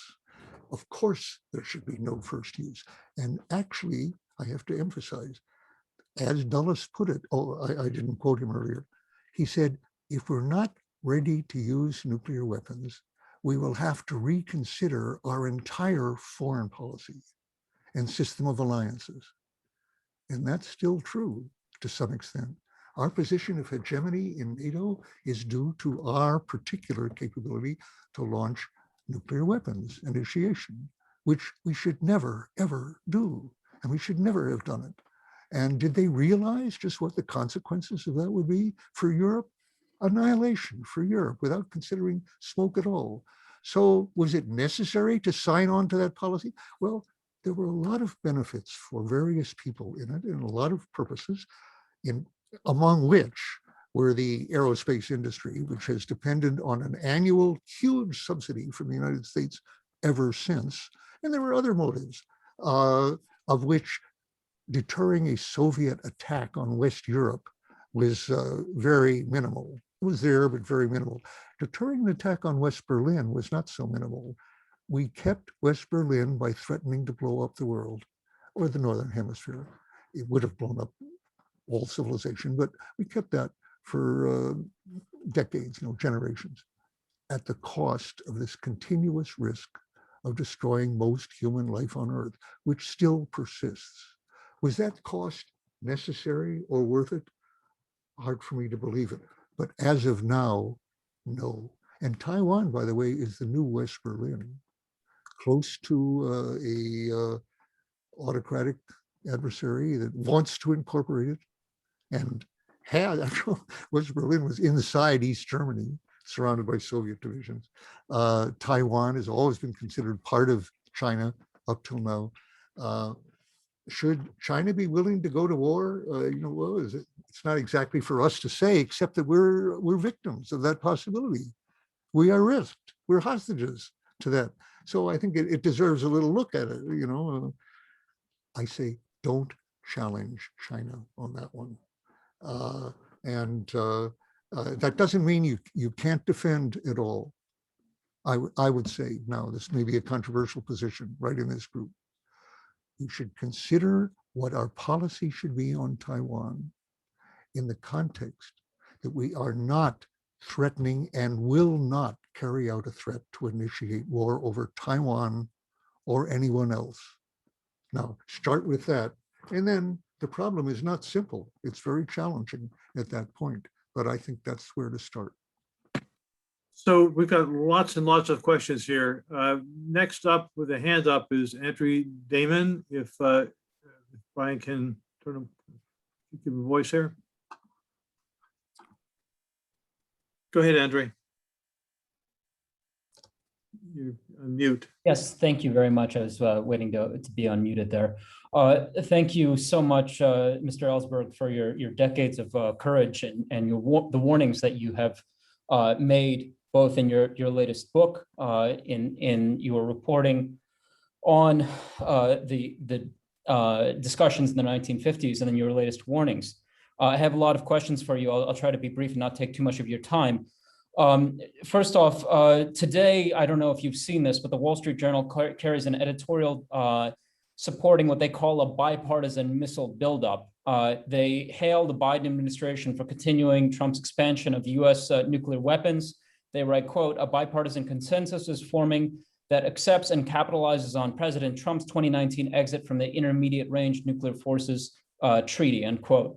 What accounts for the seeming unanimity between the Democratic and Republican parties in preparing for a war that, as you have explained, could end human civilization? Just another question that I thought of as you were speaking. You cited the column by Thomas Friedman, who you called a smart fool. I'm just recall the observation by Leo Tolstoy. There are two types of fools. There's quiet ones and dangerous ones. Friedman is certainly the latter. But Friedman's column begins by noting the new book by Elliot Ackerman and Admiral James Stavridis, 2034, a novel of the next world war. And they write, I don't know if you're familiar with the book itself, but they write as if they had not read your book, although I'm sure they're familiar with the contents of the doomsday machine that you've described. But they basically described a very sort of tit for tat, some US ships are sunk, and then, San Diego is attacked and Shanghai's attacked. Oh, and then the war is over and life goes on as usual. It's as anyone who's read your book knows, this is completely absurd. But really, Friedman is certainly very well connected, and that's what makes him dangerous. He speaks and Andre, if you could kind of pull it to a close, because we've got a limited time. What is your response to those two points? Apologies for taking so much time. On the first point, of course, the Wall Street Journal editorial page has been on the dark side, let's say, for a long time. And apparently they haven't changed much. But on this, they are pointing to a bipartisan policy. That's the worst of it. The truth is that the Democrats, I have friends and colleagues with whom I have a very deep disagreement in the last election and the one before it, where they felt the Democrats are so benighted and so bad that the Republicans, and specifically Trump, were not worse. And I thought of that as, it was a deep disagreement. I thought they were very, very wrong about that in thinking that a progressive could afford to vote, not vote at all between these two terrible parties, or vote for a third party. Even though I certainly agreed with the programs of the progressive third parties on that, but that I saw a great risk indeed in getting Trump. And I think that was justified. But on foreign policy, these friends of mine, were not particularly wrong. They pointed to that, and it's true. On support of the military-industrial complex, on another way of saying support for the so-called defense budget, almost none of which has to do with defense, we come down to it, but the military budget, the Democrats have been bidding against the Republicans, and both bidding against each other for a long time. And there isn't that much difference between them. And for example, President Obama was said actually personally to favor no first use and to consider going down to a relative, to the Chinese level. Nobody called it that. To going down to 300 warheads. Nobody said, yeah, going down to China, but they just, no, an absurd idea. Anyway, he did not pursue that in the way that his Nobel Prize winning speech in Prague suggested that he should be willing, an earnest commitment to reducing the risk of nuclear war. And he just didn't show that, unfortunately. So, and Biden doesn't. And so for whatever the reason, as I say, the Wall Street Journal is right. There is bipartisan support for that. It's not unanimous. And I believe as of now, Republicans who would have opposed that are pretty much gone from that party. They've been expelled or they left. In our side, we have Ed Markey. Actually, he can usually round up about 10 or 11 senators in support of no first use, any ICBMs, no small yield nuclear weapons. He writes letters from the Senate. And he gets even Dianne Feinstein, a little to my surprise. She gets on those along with Bernie Sanders and Elizabeth Warren and 7 or 8 others. And I'm laughing because at one point in lobbying circles in Washington, I said, can't we get beyond 11? And the answer was no, that's it. And in the House, we have a number of people actually in the Progressive Caucus in general, led by Ro Khanna, who's had some very good moves on this, and several others. But they don't get anywhere. They get outvoted. Too many jobs, too much influence in each district that the Pentagon has carefully subcontracted to, votes, and so forth. Minot, North Dakota, which depends upon an ICBM base. I'm laughing here because I said to somebody, a congressional staff person on this, can't we find something else for the people in Minot, North Dakota to depend on, like bombers, for example? Said, no, it's very cold there. It's hard to get people to do anything except sit in these Minuteman silos up there and, buy real estate, eat in restaurants and so forth. They help the local economy. And when I was also informed by people who know the politics on this. When somebody says in North Dakota, look, we don't have many people here and our jobs depend on this kind of thing. It's a general thing in Congress to say, well, you don't go against that. You don't go against our colleagues' political needs here in this. And so we're still getting these insane continuation of ICBMs, the trigger to the doomsday machine, the fast-acting, vulnerable missiles that have to be used or lost in the event of warning. So they are the hair trigger on the doomsday machine. Okay, now I forget. I'm sorry. I think that goes. Yeah, we have a bipartisan policy here that gets to be changed, and it's my impression that even my heroes like Bernie Sanders and AOC in Congress have not focused that much on the question of the defense budget, although Bernie did call for a 10% drop. And by the way, Bernie Sanders led a move in both houses, both House and Senate, to cut off funding for Yemen, the genocidal war we're supporting the Saudis in Yemen. And they actually cut it off. And Trump vetoed it. Well, that should be up for Biden right now. I actually suspect he won't veto that, although the war is going on still at this moment. So it's up to us to put pressure on Congress to say, go back to that and cut that one off at least. We've been talking about Taiwan, but Yemen is an ongoing war there now where the civilians are suffering monstrously. It's a crime against humanity. And Democrats could cut that off. Just to say that there are campaigns at this point to end the continuing support for that war.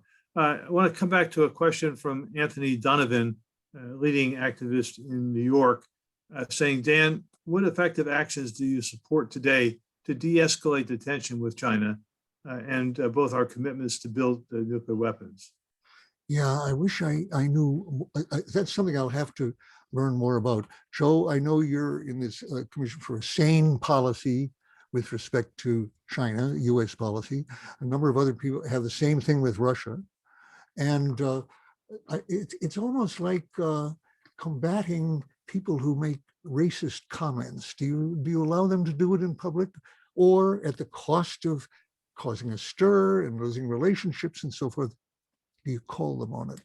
Well, how about comments about China being our enemy? How did China get to be our enemy? What is that? And for that matter, Russia. Both effectively capitalist countries now that are not trying to challenge us ideologically, particularly to the extent that ever was a reality. And not now. We don't want a Cold War with Russia and China. So the idea of no negotiating, the idea of criticizing Biden for talking with Putin, where in a context where he couldn't even afford politically, it seems, to take a walk with Putin or have dinner with him. I don't think they broke bread. And what is that about now? I'm not sure that Biden, that may have been Biden's choice. It's part of his policy to some extent. But to encourage that and to criticize him for even talking to Putin is crazy. And it's the basic Cold War mentality of which I shared for a long time, for a decade, to equate Russia in those days, Soviet Union, with Hitler in the sense that no negotiation was worthwhile or possible. There could be no agreement. They were determined on expansion at all costs. That was a hoax. That was a delusion. It was a lie. It had plausibility because Stalin was as ruthless as Hitler domestically, and as tyrannical, torture, everything else. But expansionist? No. In the case that he couldn't make agreements with him, absolutely not. That was not true of any of the Russian leaders since. And there's no reason to say that it's true now. And I was just reading a very interesting piece by Gareth Porter, a few years old, to my surprise, how open North Korea was earlier to real negotiations and agreements with even the Bush administration. And before that, the Clinton administration, and how they were really on the verge of some serious agreements to stop missile development and nuclear development, deliberately sabotaged in particular by Cheney. And this was inside the administration. And this was news to me, that Cheney's, according to Gareth, main pressure on that was the anti-ballistic missile program. North Korea was being pushed, didn't have missiles then yet, or nuclear weapons at the beginning of this. But Rumsfeld and others were pushing, and Cheney were pushing the idea, we need anti-ballistic missiles because they will get missiles. Now, the cost of that was, so we had to demonize them. I just concluded the inference from that is that our anti-ballistic missile, led by Lockheed at that time, not only was willing to see North Korea get missiles and nuclear warheads, they needed that. I believe, I'm saying this now, this is a new perception. Maybe somebody will disabuse me of it later. But when I read that article, the implication of it is they wanted and needed North Korea to be a somewhat threatening nuclear power so we could defend against it at extreme cost in the anti-ballistic missiles. And I've long thought that was true of the ICBMs and others as a basis for our Cold War with Russia since the Soviet Union. How do you explain Trident submarines, new ones, and 14 of them, and hundreds of ICBMs and new ICBMs against Al-Qaeda? You have a problem. It's not an insuperable problem because they did manage to keep the spending up anyway after the end of the Cold War, supposedly. But a new Cold War was very convenient for those people who want to justify enormous defense spending. And those are not only Republicans, they're also a lot of Democrats. So I think you needed North Korea as somebody to defend against. By the way, anti-ballistic missiles can't defend against Russia. And they used to say under Johnson, well, we need them against China. They don't have very much, and an anti-ballistic missile will work against China. No longer true. So we can't justify ABMs against China. Where? Iran. Well, Iran doesn't have nuclear weapons yet. I am saying, okay, putting Israel aside here, which is saying a lot, I think they would like Iran to get nuclear weapons along with their ICBMs as another excuse, along with North Korea. And who else do they have to worry about? That's enough. I think there's another So Dan, just to say, I mean, one of the things that's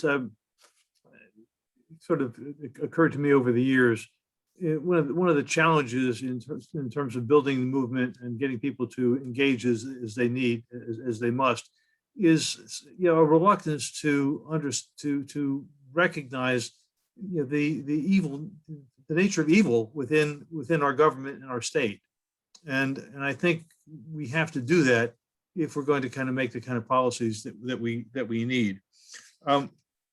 I also just want to say before turning to David Schwartz here, who's been very patient, if he hasn't fallen asleep at this point, that he's awake. Just to say that Mass Peace Action has developed a working group which is trying to build movement around peace, reducing the dangers and the threats between the United States and China, but also with Russia. And the organization I'm associated with, the Committee for a Sane U.S.-China Policy. And I'll put the web page in there again. It has a tremendous number of resources, and we're working. People should be aware that there's an incipient coalition group of more than 65 organizations put out a statement addressed to Congress and the Biden administration, basically saying, no new Cold War. And the need to develop more peaceful relations with China. David Schwartz has been very patient here with his hand up for a long time. David, we'll unmute you and you can ask your question.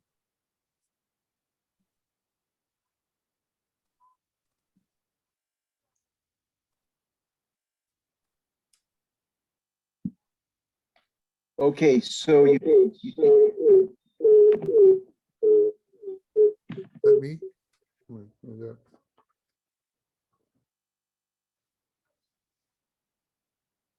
time. I think we lost David there.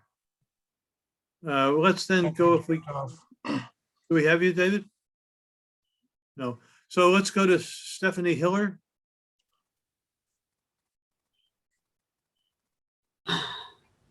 Thank you, and thank you very much for this presentation, and Mr. Ellsberg for all of your daring work. I'd like to know if there are, if there is evidence that the Doomsday Plan is still in effect, and that there is a plan to respond in that way to Taiwan. Do you have evidence of that? Oh, the from a long study of decision-making and war planning, which was very, very esoteric for civilians when I first got into it. I was one of the first civilians that I know of still to have seen a great range of the war planning. That's not true anymore. A lot of civilians have gotten into it, and it's gone on. And and for example, on the journalistic side, Fred Kaplan has been amazing, both in his Freedom of Information Act suits and in just getting people to talk to him about war plans, all of which points to the fact that they really haven't changed in character since especially my day. And I have to, so I'm implicated in that to some extent. I was trying to improve do better than the Eisenhower war plan. And that was too low a bar, actually, to be content or even to focus on simply doing better than the most insane war plans that have ever existed in the history of the world. Go into that. But to do better than that was not that hard. And generation after generation of war planners has done exactly that, doing better than Eisenhower. And so the plans haven't changed that much. In one respect, yes. When Nixon, the plans in those days included both for first strike and for second strike under Eisenhower, hitting every city in Russia and China, and actually causing, with radioactive fallout and other things, 600 million casualties, nearly all civilian, obviously.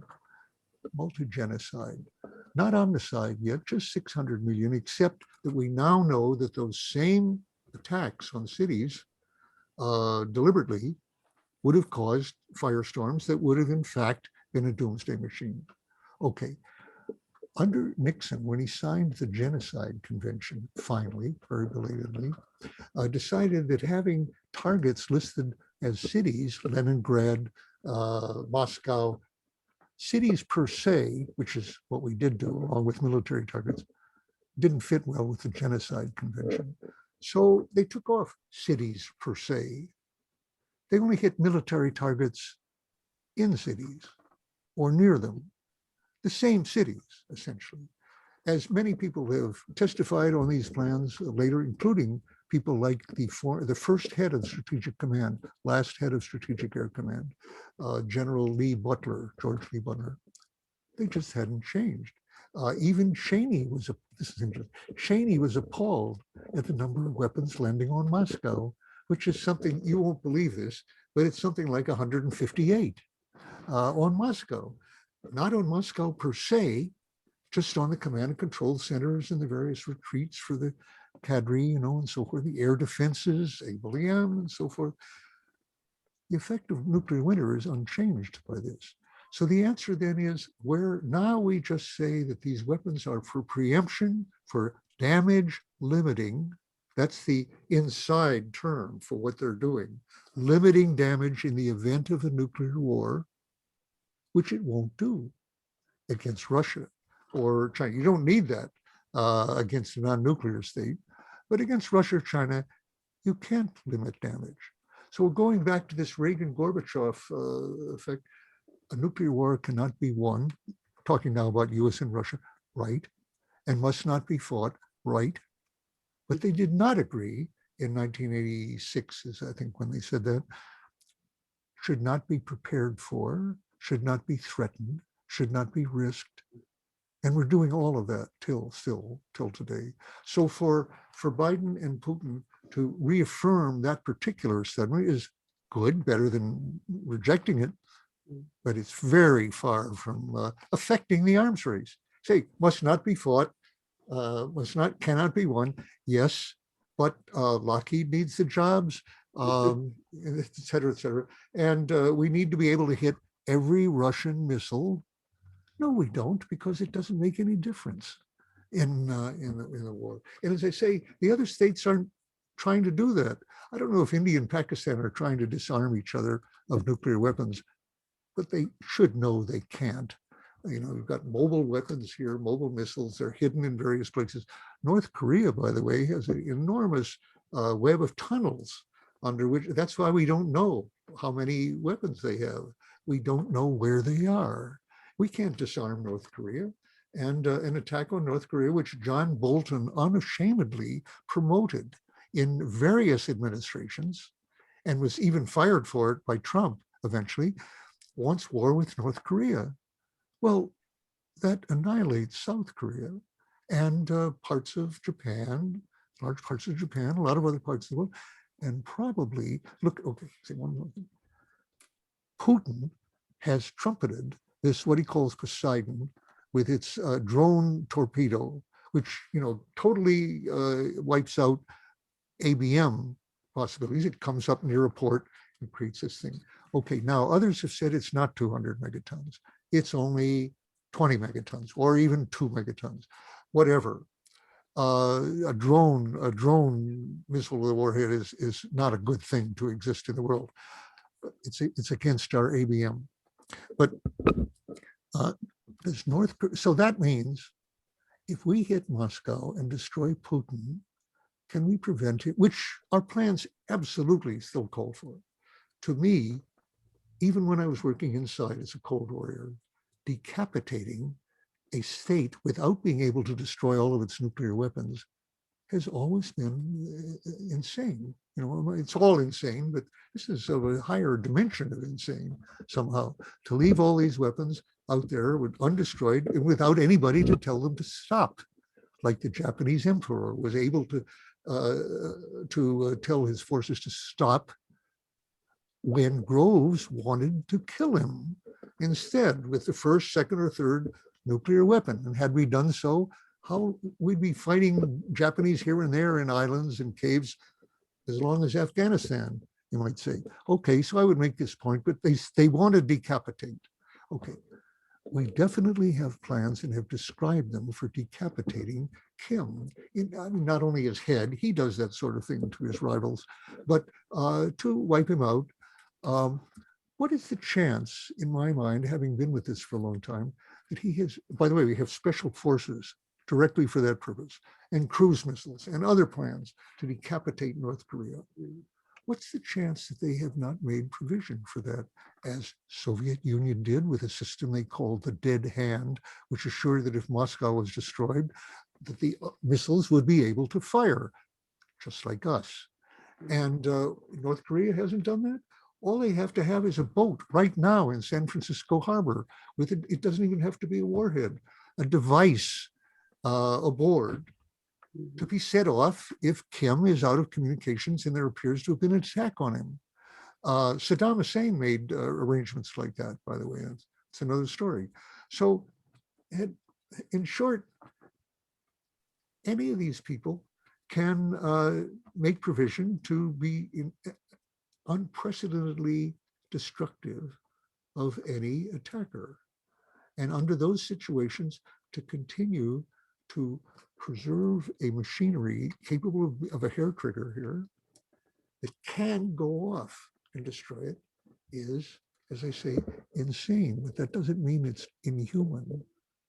Humans are, all of them are capable of being in some ways crazy. And not only revengeful and impulsive and all that, but really to make plans for crazy, to have crazy beliefs. That's a human characteristic. In other words, I'm not saying that Tom Friedman is not human. No, he's smart. He's very smart. And he says crazy things from time to time. And as somebody said, unfortunately, he's influential. So we're coming up on 2 hours here, so I think we want to move toward closing. I want to call people's attention to a chat post by Madison Tang. Some people on this call will have followed that the Senate has passed we will say an insane law of the Innovation and Competition Act, which is on the one hand a major subsidy for U.S. high-tech companies, computers, and so on and so forth in the race to keep up with China.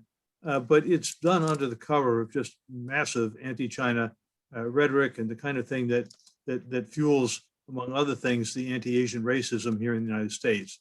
And I'll just read what Madison's written.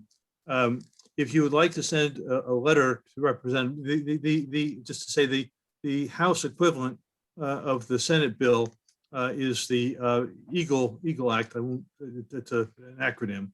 And she writes, if you would like to send a letter to Representative Meeks, who introduced the bill, about the Eagle Act, which includes provisions for more military funding and Taiwan defense articles that do not honor the one China policy, you can read more and do so at the link below. And it's the Code Pink webpage, www.codepink.org, meekschina.alert. So just to encourage people to kind of follow that legislative dimension.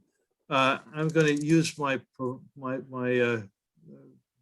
privilege here and call on Peter Metz, who's from up here in Massachusetts, active with Mass Peace Action, to ask the last question. And after Dan responds, we'll wrap it up. Go ahead, Peter. Where did I go? You're there.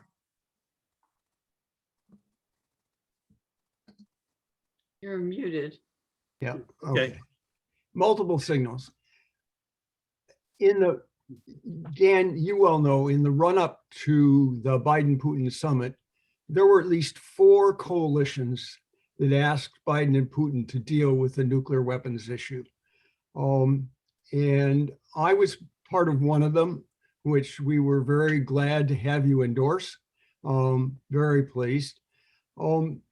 They all probably succeeded in helping Biden and Putin get to that issue, which there was no sign they were going to until about 2 days before the summit. And they all got Biden and Putin to reiterate the Gorbachev-Reagan statement about nuclear war cannot be won and should never be fought. Ours in particular, though, went farther. It asked for no first strike, for them, the 2 parties, to declare no first strike and to state their commitment to the total elimination of nuclear weapons, as the United Nations has asked for. Now, they did not accept that. We didn't get anywhere. Peter, on that. if you could kind of come to the question. So here it is. So my question, Dan, is so here are these 4 coalitions. What should we do next? Well, I'm not sitting here with the thought that I've had any solution to this, practically speaking, how to make a difference in this buildup, because really there hasn't been in the half a century or so that I've been activist on this outside the government. There hasn't really been a change in the danger of nuclear war. The end of the Cold War made a big change because, as I said, this change in attitudes and the willingness to negotiate and the fear that a report of incoming missiles is really real, because the other side is an enemy.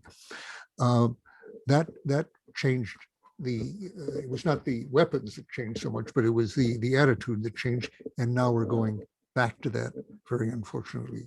So I think when Joe raised earlier, what can we do about China? The same thing with Russia, to oppose the idea of Cold Wars, of getting back to Cold Wars and defining them, what that means in the sense of seeing them not as an adversary or rival or another great power. By the way, when they talk about the competition from China, it's economic, it's technological, it's various things. It's not ideological, and it's not military.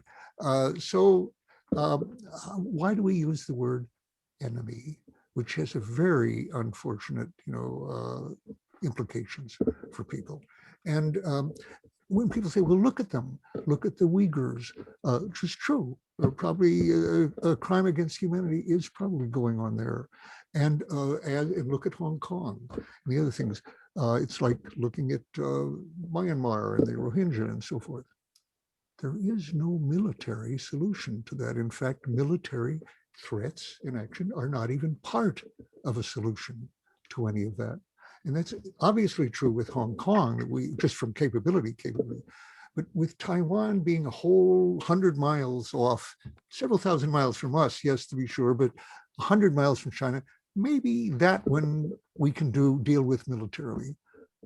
No, actually not. It's not that we would necessarily be defeated, but that approach, is very, very unpromising for humanity. So getting back, okay, what can we do? Gorbachev, first of all, on the motto, cannot be won and must not be fought. It had no effect in the past that I can see. It wasn't the key thing with Reagan and Gorbachev making their agreements. Actually, both of them abhorred nuclear war to a degree almost none of their successors focused on it. Even Reagan, hated we didn't know that at the time, but he had this obsession with the shield, the Star Wars, a crazy idea in which he was encouraged by Edward Teller and the military-industrial complex. It's crazy, and everybody knew it was crazy, but it made a lot of money, and it prevailed. But our movement did prevent wasting another $1 trillion probably on ABM. But that the point. What I'm saying is, with the ICBMs, with these accurate missiles, with the launch on warning, with the first use threats, we're in terms of the deployments, we're back. It hasn't made a change. Yes, more than 80% of the warheads have been dismantled on the US and Russian side. That makes no difference at all if the war occurs, and it doesn't change the likelihood of war with both sides putting those warheads on vulnerable land-based missiles. So, but Gorbachev, and he said no first strike. Well, if people interpret that just as no preventive war, and so forth, well, we haven't actually really planned that anyway. But how about preemption? Here's one that would be a real change, but hardly anybody would recognize what you're talking about. Nuclear war cannot be won, and you can't, talking about US and Russia now, and you can't limit damage in it. And spending money on ground-based strategic deterrence with high accuracy, improving the accuracy with super fuses on the Trident missiles so they can hit Russian ICBMs, so that will not limit damage. Well, it takes away the rationale for all these weapons, but that doesn't necessarily get you there. What Gorbachev said with his new way of thinking was, don't try to improve your own security by reducing the other side's security. Look for cooperative security, collaborative security, common security, he said. And he backed that up. Instead of increasing his threat in order to prod us into agreements, he removed thousands of top-level tanks from East Germany and actually destroyed them in Russia, saying, look, we're taking away our offensive capability. We are reducing the threat to you. Now, that was very, very wise. And if we could move in that direction, it would make an enormous difference. And unfortunately, even in Russia, he's not, of course, he hasn't been honored for a long time, economic effects. But that new way of thinking of his was new, and it's very, very promising. A last thought there.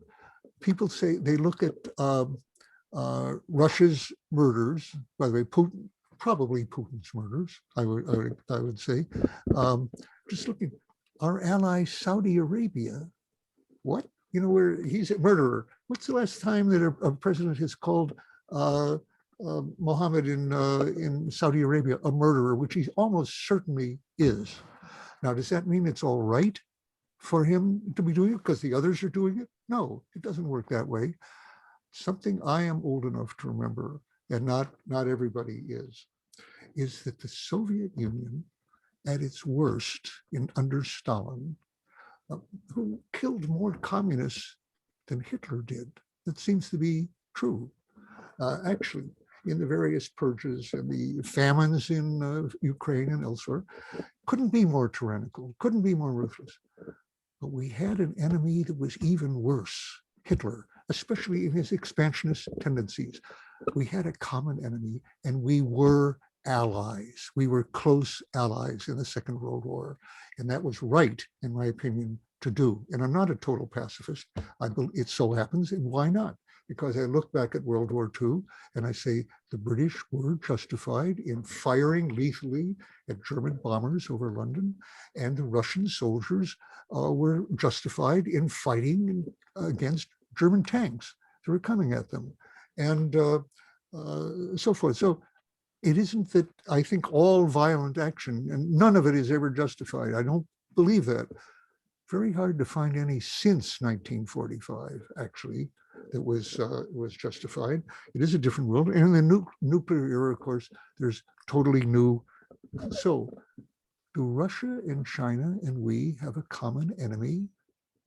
Yes. Climate change and nuclear weapons. And we have no greater enemy, greater than our own ICBMs in particular, or Trident submarines, all that stuff. Anything that could increase the risk under some circumstances of nuclear war. Russia the same. China seems to realize that. China talks about it, although to go back to one of Jackie Cavazos' points, I'm sorry to say, yes, they have a sane nuclear policy, speaking, and they are for no first use, except for Taiwan. They have been saying for a long time, one China, that's an internal problem. Now, I don't really expect them to use nuclear weapons against Taiwan, but they don't rule it out. That's not wise in the end. None of that is. So we come down to the fact it is possible for humans to be more humane than our leaders have been, and more wise than they've been ever. And that's what we need. Actually, it's not just the leaders. There's so much support for the jobs and the defense, and let's be safe and so, and threatening other people. And that among various populations, including our own, that what we're called on is not just to get back to some golden age when we were better than we are now. We've got to be better than humans have ever been. And that's not impossible. It's not impossible. It's very challenging.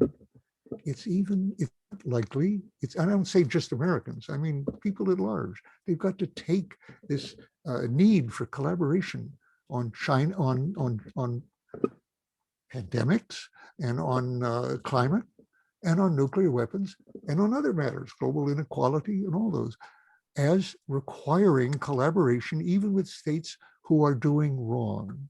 And actually, that does not exclude the United States in that. As I think Joe mentioned, when people look at us and our aggression against Iraq, we don't look that different from other states, whatever our democracy that we have left here yet does appeal, and we've got to preserve that too. So I'm just saying, humanity at large, individuals show it, groups show it, nations don't very often show it, but the ability for wisdom about human survival and a concern for that has never been shown. Humans on Earth have never faced the consequences of military policies like those of nuclear weapons.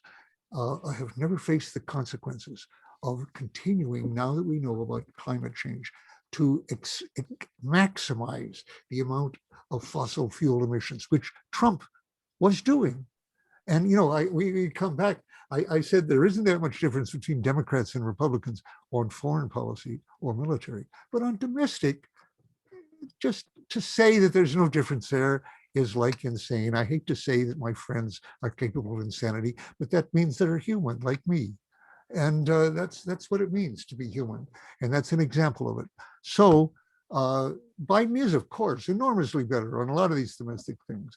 And we've got to try to see if we can break him loose from the Cold War mentality that does not distinguish him that much from his predecessors.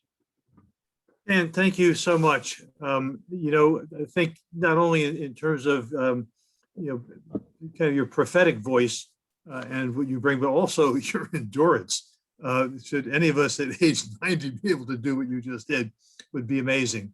In closing, I'm reminded of the Russell Einstein Manifesto in 1955, which, looking at the dangers of nuclear war, said, look, what's most important is that we should remember our humanity and forget the rest. And as we face the existential threats, and we need to internalize the reality of the existential threats. What follows from that is that we have to do everything within our imagination and within our strength to really preserve humanity and the planet.